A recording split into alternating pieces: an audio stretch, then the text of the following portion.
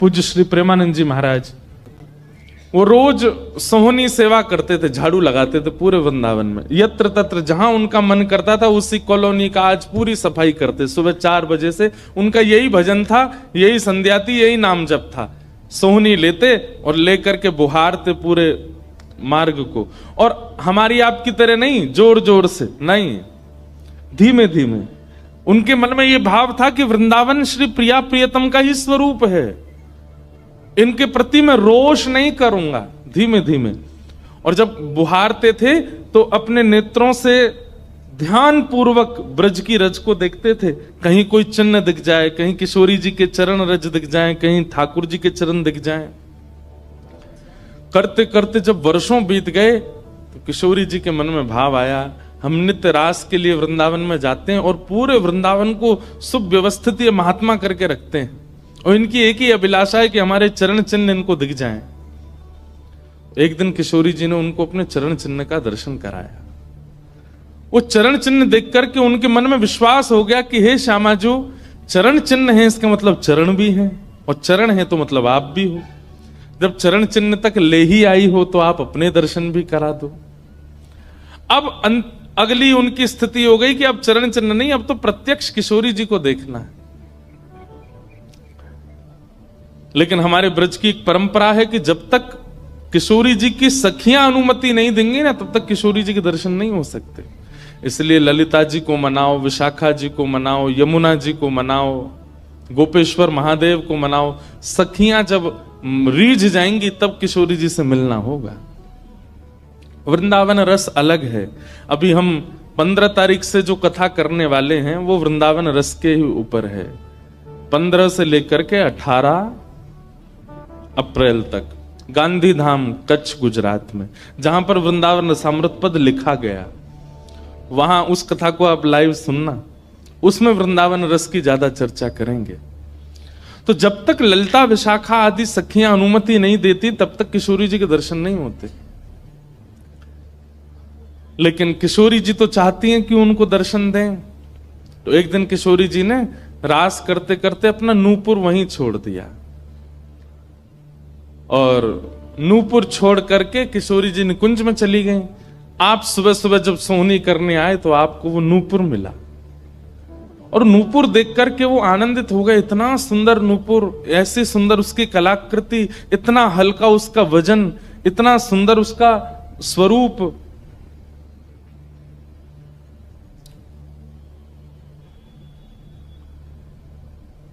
आपके मन में भाव आया कि कोई बड़े घर की लाली होगी, उसका रह गया होगा, मैं रख लेता हूं, कभी कोई मिलेगा मांगने आएगा कि भाई हमारा नूपुर दो तो मैं दे दूंगा।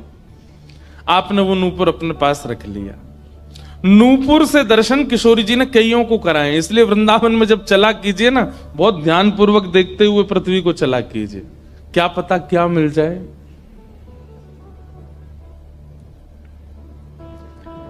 सूरदास जी को भी नूपुर से ही दर्शन हुए किशोरी जी के, और आज इन महापुरुष को भी हो रहे हैं। मुझे नाम स्मृति में नहीं आ रहा है, शायद संभवतः श्याम चरण दास जी नाम था।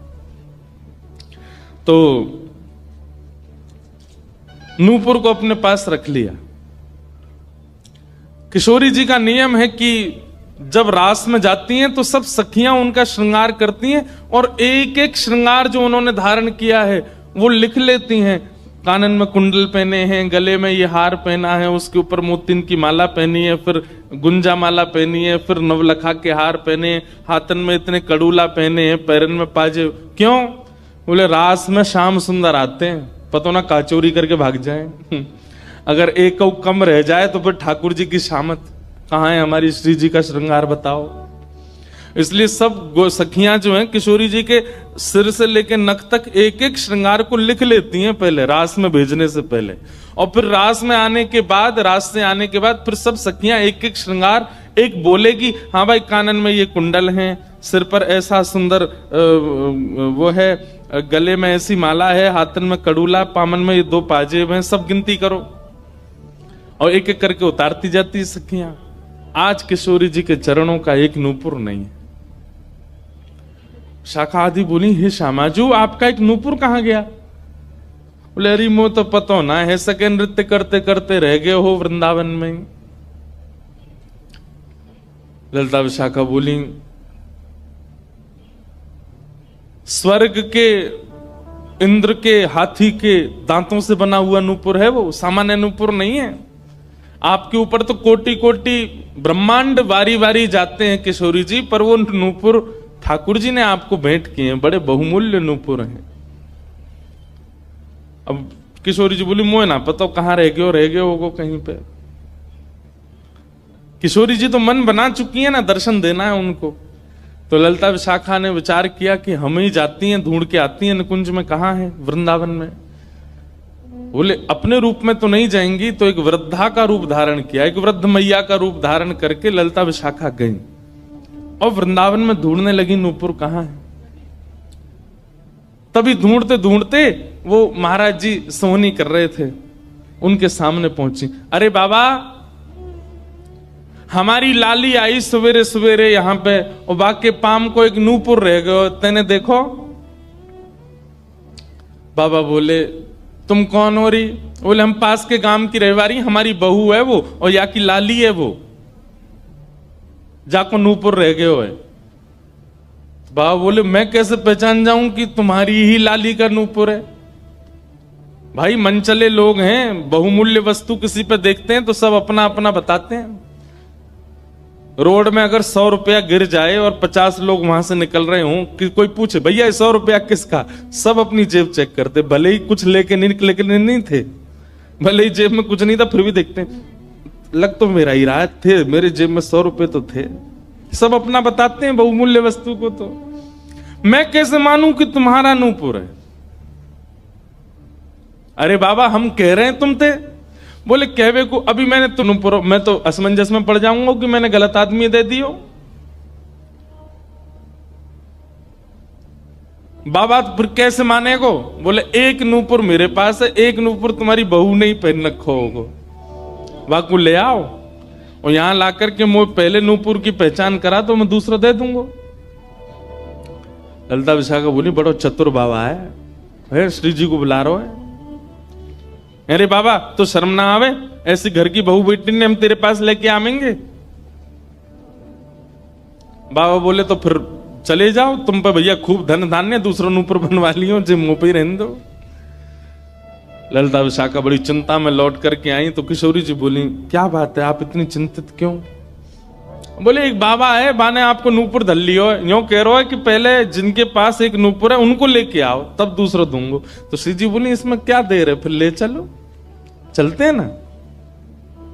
विशाखा जी समझ गई, बोले हे ललिता जी ये सब लीला किशोरी जी कर रही हैं, इनको दर्शन देना है उनको, और हमसे और आपसे स्पष्ट कह नहीं सकती, क्योंकि हम तो फिर सबको परखने लगती है ना कि इसमें कोई दोष तो नहीं, इसमें क्या गुण है।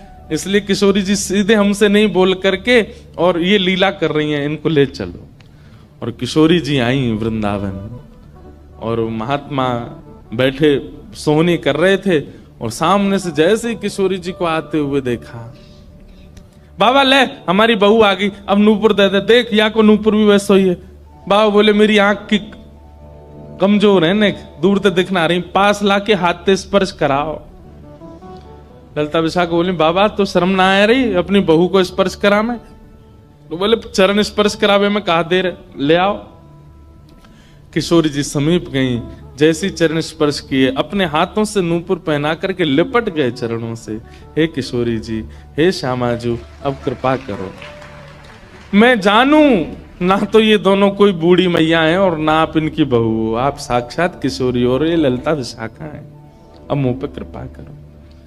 तो किशोरी जी ने उसी नूपुर से उन महात्मा के सिर पर एक चिन्ह बना दिया, अपने नूपुर का ही चिन्ह बना दिया और कहा बाबा अब जीवन भर ये छाप आपके मस्तक पर ही रहेगी, मेरे नूपुर की छाप। उन महात्मा के मस्तिष्क पर जैसे हमारे तिलक दिखता है, ऐसे प्रत्यक्ष नूपुर की छाप प्रत्यक्ष सबको दिखने लगी। अब ये तो थी उनके ऊपर कृपा, लेकिन इससे क्या हुआ कि वे महात्मा लौट करके जब अपने आश्रम आए तो उनके गुरुजी ने जब उनके माथे पर देखा तो वो बोले, हे तुमने अपने गुरु के द्वारा दिया हुआ चिन्ह बदल दिया, हमने जो तुमको तिलक दिया तुम वो क्यों नहीं लगाते, ये क्या लगाए घूम रहे हो। तो हाथ जोड़ के निवेदन किया, गुरुजी ये कोई तिलक नहीं है, ये कोई चिन्ह नहीं है, ये तो मेरी किशोरी जी ने कृपा करके अपने नूपुर का चिन्ह मुझे दे दिया है। तो गुरुदेव बोले, हाँ तू बहुत बड़ा भक्त है ना, किशोरी जी आकर के तुझको चिन्ह देंगी। कोई माने नहीं, सब बोले जाओ इसको मिटा के आओ, और जो मैंने तुमको चिन्ह दिया है वो लगाओ। अब पहले तो उनके हाथ कांपे कि मैं इसको कैसे मिटाऊं, लेकिन गुरु आज्ञा से ऊपर कोई नहीं। देखो ये गुरु निष्ठा होती है। किशोरी जी ने भले ही चिन्ह दिया, लेकिन गुरु आज्ञा है तो ठीक है। गए यमुना जल से सुबह से शाम हो गई मिटाते मिटाते, लेकिन वो चिन्ह मिटा नहीं उनसे। शाम को लौट करके आश्रम आए तो गुरुजी बोले, मैंने तुझे सुबह टोका था ना ये चिन्ह मिटा के आ, और तू अभी भी नहीं मिटा रहा। बोले गुरुजी मैंने प्रयास तो बहुत कर लिया लेकिन ये मिट नहीं रहा है। तब भी उनके गुरुजी माने नहीं। अब तो महाराज ये होने लगा कि गुरुजी को इतना क्रोध आ गया कि ये इतना हट कर रहा है कि हमारे द्वारा दिया गया तिलक चिन्ह उसको अस्वीकार करके और ये मनमुखा चिन्ह लगाए घूम रहा है माथे पर। गुरुजी ने सब अपने परिकर के लोगों को बैठा करके पंचायत करी आश्रम में। बोले इसको निकालो, जब हम में श्रद्धा नहीं, हमारे स्वरूप में श्रद्धा नहीं, हमारे तिलक में श्रद्धा नहीं, तो क्यों रहता है यहाँ पे। वो रोते रोते बोले गुरुजी मैं सत्य बोल रहा हूं, ये किशोरी जी ने चिन्ह दिया है और मैं खूब प्रयास कर रहा हूं। नहीं तो आप प्रयास कर लीजिए, ये मिट नहीं रहा है। अच्छा अब हमसे चाहता है कि हम तेरे माथे को छू करके मिटाएं। नहीं माने। तब उन्होंने नेत्र बंद करके किशोरी जी का स्मरण किया, हे श्यामा जी मैं किसी को प्रमाणित ये नहीं करवाना चाहता कि आप मुझे मिली हो, पर मेरे गुरु के चित्त में मेरे प्रति अविश्वास आ रहा है, इसके लिए कोई आप लीला करो। तो भगवान के सखा श्री सुबल जी की ये आराधना करते थे। ये जो महापुरुष थे ये ठाकुर जी के सखा सुबल का चिंतन करते थे कि कभी मैं ठाकुर जी से मिलने का मन हो तो सुबल, जैसे भगवान के सखा है ना, तन सुखा मन सुखा धन सुखा मधुमंगल श्री दामा सुबल, तो ये सुबल का चिंतन करते थे कि सुबल कभी कृपा करेंगे तो मुझे ठाकुर जी से मिला देंगे। ऐसे सखियों का चिंतन करते हैं किशोरी जी के दर्शन करने वाले, और सखाओं का चिंतन करते हैं ठाकुर जी का दर्शन करने वाले। तो ये सुबल का चिंतन करते थे। तो किशोरी जी ने सुबल को बुलाया। सुबल आए, श्यामाजू आज्ञा करो। बोले आपको हमारा एक काम करना है। एक महात्मा पर हमने कृपा करके उसको अपने नूपुर का चिन्ह दिया है और उनके गुरुदेव को विश्वास नहीं हो रहा कि ये चिन्ह हमने दिया है, इसलिए वो आपकी आराधना करते हैं, आपको बहुत बचते हैं। आप जाकर के हमारी तरफ से ये प्रमाण दे दो कि हमने चिन्ह दिया, क्योंकि उस सभा में कई लोग ऐसे हैं जिनको मेरे दर्शन का अधिकार नहीं है और मैं तो जाना चाहती हूं पर ये ललिता विशाखा मुझे जाने नहीं देंगी, इसलिए आप जाकर के वहां प्रमाणित कर दो कि ये चिन्ह मैंने दिया है। तब भगवान के सखा सुबल साक्षात उस आश्रम में प्रकट हो गए और प्रकट होकर के जैसे देखा दिव्य देह, दिव्य तनु, दिव्य तेज निकल रहा है, सबने प्रणाम किया। बोले कि ये आपका परिचय। बोले मैं भगवान का सखा सुबल हूं। देख करके सबने बोले आप कैसे आए। बोले हे गुरुदेव आप अपने शिष्य पर इतने रोष कर रहे हो, ये चिन्ह ये किशोरी जी ने ही इनके माथे पर पधराया है, आप इनके ऊपर नाराज मत। अब सुबल प्रमाणित करके चले गए। अब क्या हुआ, गुरु जी को आत्मग्लानि होने लगी। बोले मैं गुरु हूं और मेरे चेला को ठाकुर जी मिल गए, श्री जी मिल गई और मुझे विश्वास नहीं हुआ। तब गुरु जी ने अपने गुरुजनों को, अपने श्रेष्ठ जनों से जाकर के कहा कि मुझसे अपराध बना है। ठीक है, गुरु शिष्य के ऊपर क्रोध कर सकता है, उसका कोई दंड नहीं होता, पर किशोरी जी के द्वारा कृपा की गई, मैंने उस पर प्रश्न चिन्ह उठा दिया, इसका तो मुझे दंड मिलना चाहिए। तब सब रसिक जनों ने विचार किया, बोले इसका क्या दंड दें। तो बोले आप एक काम कीजिए, दंडोत्सव कीजिए। दंडोत्सव। बोले दंडोत्सव में क्या करना है। बोले आज तक जितनी तुम्हारे पास जमा पूंजी है सब संतों की, भक्तों की सेवा में लगा करके और आनंद से सुंदर भंडारा करो, सुंदर नाम संकीर्तन करो, सुंदर अपने घर पर एक उत्सव रखो और उसमें जितने महापुरुष आए सबको दंडवत प्रणाम करते करते सबसे क्षमा मांगो और फिर जब सब तुम्हारा धन संपत्ति अब तक जितनी कमाई वो सब संतों की सेवा में लग जाए, फिर उन संतों से कृपा प्रसादी मांगो कि आप सब मुझे क्षमा कर दो। इस प्रकार से दंडोत्सव करो। तो जिन्होंने ये भाव कहा है उनको ये दंडोत्सव करना है। दंडोत्सव मतलब अब पूरे जीवन की जमा पूंजी तो खर्च नहीं कर पाओगे, पर हां पिछले 3-4 साल में जो जमा कर रखा है प्रयास करो उससे। पंढरपुर में वारी जाती हैं, हमें भैया बता रहे थे अपने जो जिनके साथ हम घूम रहे थे कल, कि यहाँ वारी जाती है, यहीं से जाती है श्री पंडरीनाथ भगवान की वारी में इतने सारे वैष्णव जाते हैं, उनकी सेवा में लगा दो। वृंदावन जाके कुछ लगाया, पंढरपुर में लगा दो, गोवर्धन में लगा दो, और सुंदर अपने घर पर एक ठाकुर जी का उत्सव करके किसी श्रेष्ठ को वृंदावन से बुला करके उनका सुंदर संकीर्तन करवाओ, कथा करवाओ, 2-3 दिन का ही कोई उत्सव रखो। इस प्रकार से अपनी वो जमा पूंजी संत वैष्णवों की सेवा में खर्च करके भंडारा करा के जितनों से मिलो सबसे क्षमा मांगो।